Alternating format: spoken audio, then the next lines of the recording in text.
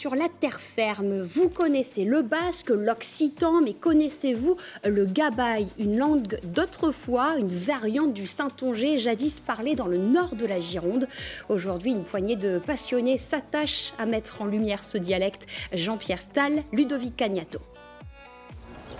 Bienvenue en Pays Gabaï. On pourrait les prendre pour d'irréductibles gaulois, car leur chapelle, c'est la langue gabaï. Ils souhaitent la promouvoir en Nord-Gironde notamment et l'afficher à l'entrée de leur village. 5 après, l'écriture ici est plus proche de ce qui se faisait en vieux français au niveau du XVe siècle. La langue de Rabelais, la langue de François Villon.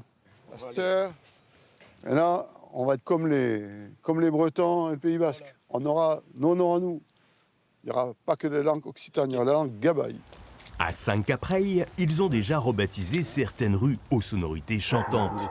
Pour les bains chez nous, ça, les passières. Ben, c'est les moineaux que tout le monde connaît. Nous, c'est les passières, ça a tout le temps été ça. Depuis qu'on est pitchoun. Impasse des Begasses. Impasse des Begasses. Ben, je vais vous expliquer. Vous allez au bout de cette impasse, vous tombez chez l'ancien maire de Saint-Capreil, député, conseiller départemental, et qui est Philippe Plisson. Et Philippe Plisson est un grand chasseur de Begasses. Begasse en gabaï, bécasse en français. Avant riorter la begasse à d'une ficelle, par la fécheur dans le fougé. La bécasse, elle se cuisine dans une cheminée, à la ficelle, avec un rosti en dessous. Ça coule tout doucement la graisse dessus. Et après, on la mange comme ça. Une initiative loin d'être un long fleuve tranquille. Ainsi, le maire et son conseil rendent hommage aux anciens, avec leurs surnoms qui ont traversé le pont et les âges. Comme on voulait rester dans l'histoire de la commune, on a baptisé cette route la route du Gentillo. Et en gabaï, on se dit Gentillo. Ça, c'est un peu notre devoir de mémoire. Voilà, comme un célèbre personnage avait dit, il faut savoir d'où on arrive si on veut savoir où on va, quoi. Et voilà.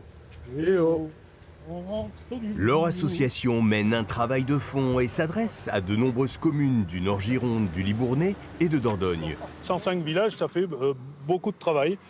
Et pour cela, on fait un travail de recherche en toponymie pour retrouver les noms qui étaient utilisés vraiment en gabaï.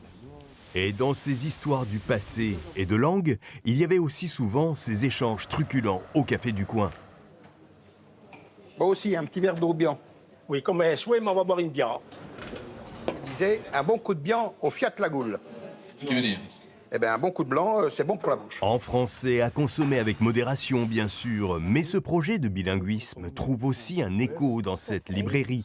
Et auprès des jeunes, un dictionnaire de 4000 mots a d'ailleurs été écrit. Nous sommes sur un projet d'action pédagogique, plutôt de façon ludique, avec la création de jeux, pour commencer à initier les enfants à cette langue gabaï. C'est important parce que faut inculquer ça aux enfants qui habitent ici. C'est leurs origines, leur grand-mère, leur arrière-grand-mère ont parlé ça. Population, associations et journaux locaux seront associés à ce projet pour que vive la langue gabaï.